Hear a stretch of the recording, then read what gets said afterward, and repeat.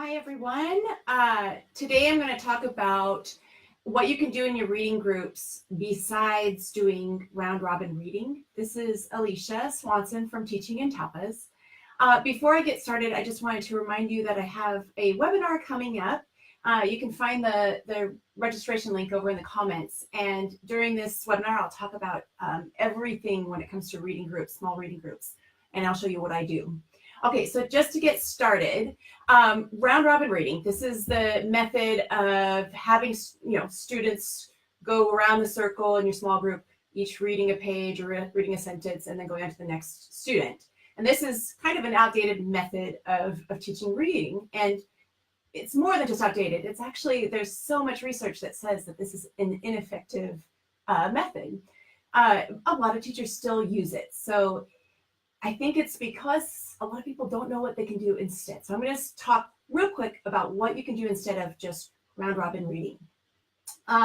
What I do in my groups that works really, really well is I use whisper reading and silent reading.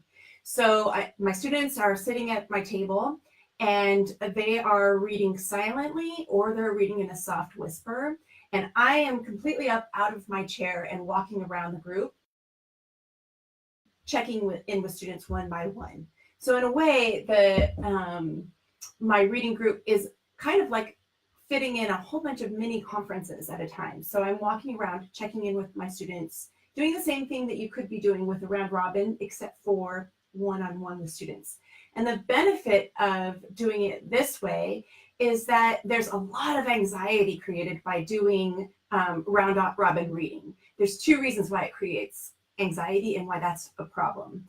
One is that a lot of students are going to feel really nervous reading in front of their peers. So if you can, when they're feeling nervous, that might be cutting into their comprehension of the text. So round robin reading is making them nervous. If you're teaching a comprehension skill, then you want to focus on comprehension. And if you're using a strategy that's going to cut into their comprehension, that's not good.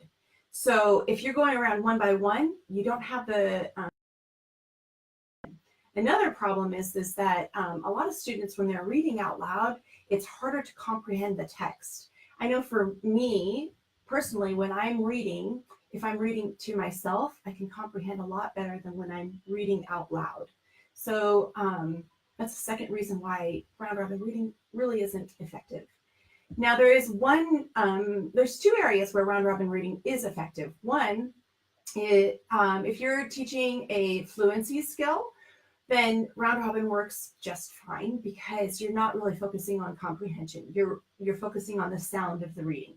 That works well. You can do that in a group with kids reading in front of each other or taking turns reading.